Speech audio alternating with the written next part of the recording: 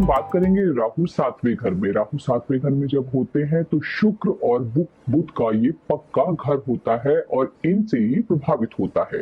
दोनों बुध और शुक्र से राहु शत्रुता रखते हैं। शुक्र मतलब इस घर में जीवन साथी और लक्ष्मी गृहस्थी का सुख, और बुध यानी बुद्धि और व्यवसाय का कारक है।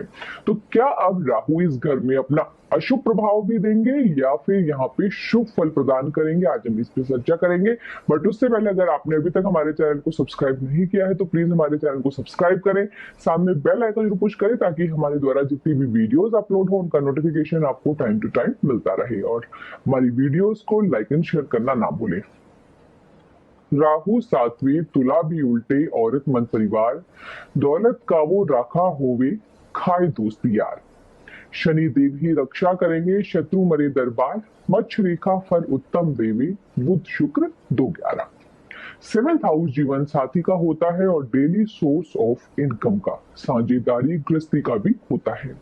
इस घर में शनि भी उच्च के होते हैं। अगर राहु को खराब कर ले या फिर नेगेटिव होकर अगर यहाँ पर बैठा हो तो राहु सातवें में चांडाल व लक्ष्मी का धुआं निकालने वाला बोला जाता है।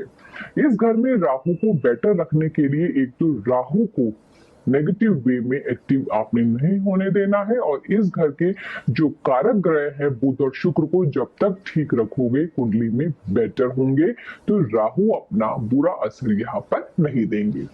राहु का शनि के द्वारा शांत या फिर हम इसको बेटर कर सकते हैं, शनि का सहारा लेकर कर सकते हैं। नहीं तो यहाँ बैठा राहु गृहस्थ में अशांति और स्त्री और गृहस्थ में लगाव को कम करवा देता है। पत्नी बीमार रहने लगती है या फिर घर छोड़कर अपने मायके चली जाती है, और काफी तेज यहाँ पे स्वभाव की ऐसी जातकों की वाइफ होती हैं। यदि 21वें या फिर 25वें साल में मैरिज की हो तो बहुत ही बुरा असर देखने को मिलता है।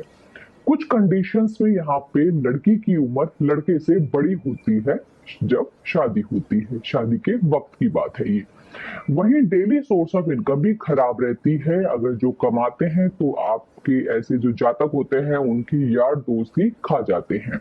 अगर उधार पैसे दे दिए तो मिलना नामुमकिन सा ही हो जाता है, और ऐसे व्यक्ति जीवन जो में अपनी सेवंथ में राहु हो और वो नेगेटिव होकर अगर बैठा हो या फिर यहाँ पे नेगेटिव कर लिया हो अपने किन्हीं कारणों से, तब यहाँ पर बिजली के सामान का अगर कोई जातक कार्य कर लेता है तो हमेशा उसको यहाँ पर नुकसान ही सहना पड़ता है।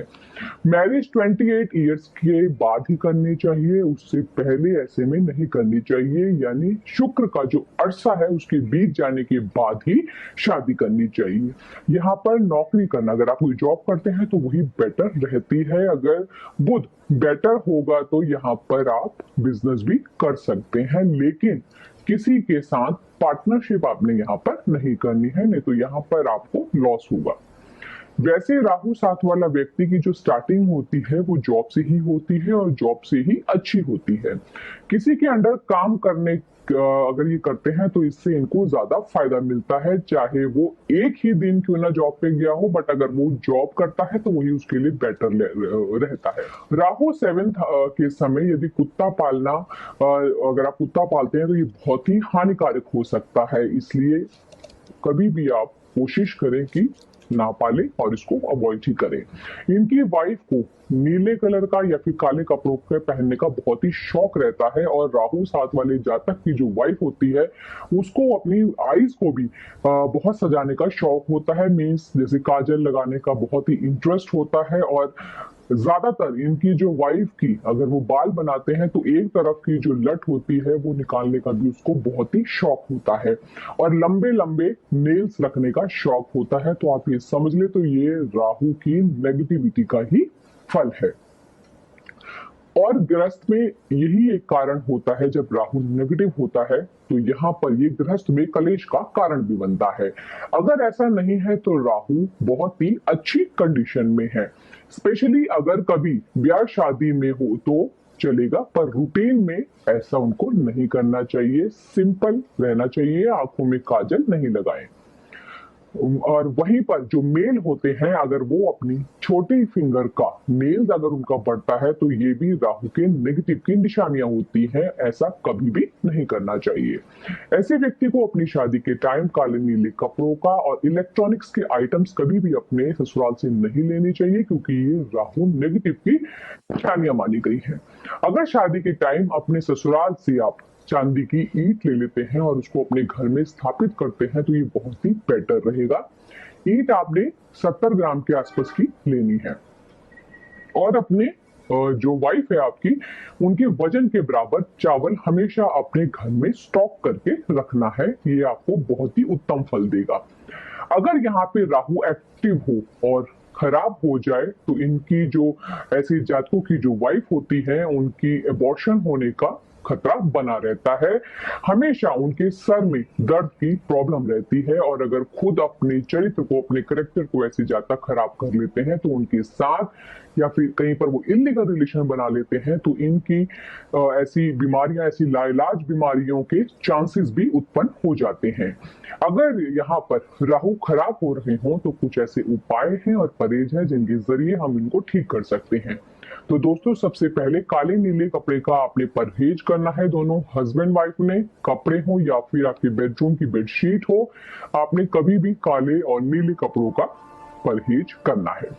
हमेशा अपने करेक्टर को साफ रखें, अपने ससुराल वालों के साथ बनाकर रखें। दोस्तों अगर आपको कहीं अपने घर गृहस्थी में कोई प्रॉब्लम हो रही हो तो अपनी वाइफ के साथ विधि पूर्वक दोबारा से ब्याह करें और एक 16 लीटर के टिन में गंगा जल भर के रखें और उसके ढक्कन को कलई से टाके से पूरी तरह प्रॉपर चारों तरफ से सील कर दें।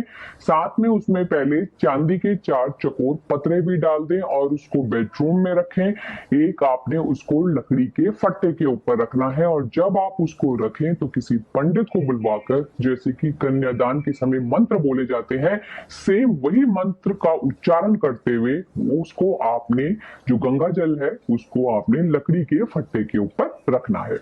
अगला उपाय आपने करना है कि अगर आपको बिजनेस में कोई प्रॉब्लम हो रही हो तो आपने एक स्टील की कटोरी में गंगा जल भर के उसमें 4 चांदी के पत्रे डालकर और उसके ढक्कन को लाल रंग का आपने उस पर पेंट करना है और उसको आपने लकड़ी की अलमारी के अंदर रखना है।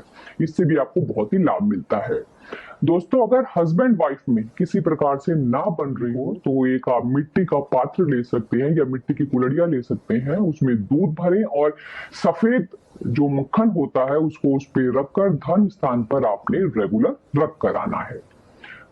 अगला उपाय आपने करना है कि 43 डेज रेगुलर आपको एक नीले रंग का फूल वीराने में दबा कर आना है और ये आपने 43 डेज बिल्कुल रेगुलर करना है।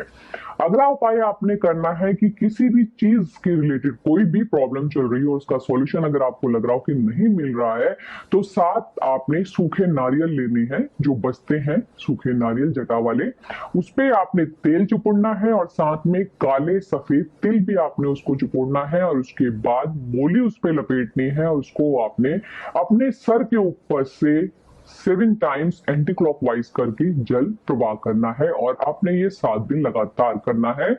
और अगर आप ये ऐसा उपाय करते हैं तो इससे आपको बहुत ही फायदा मिलता है। तो दोस्तों अपने आगे आने वाली अपकमिंग वीडियो में हम बात करेंगे राहु इन हाउस नंबर 8। तब तक आप अपने घर में स्वस्थ रहें, सुरक्षित रहें, इसी मंगल कामना के साथ जय श्री कृष्णा। तो दोस्तों अगर आपको हमारा ये इन्फॉर्मेशन पसंद आया तो लाइक कीजिए, शेयर कीजिए और सब्सक्राइब कीजिए। धन्यवाद।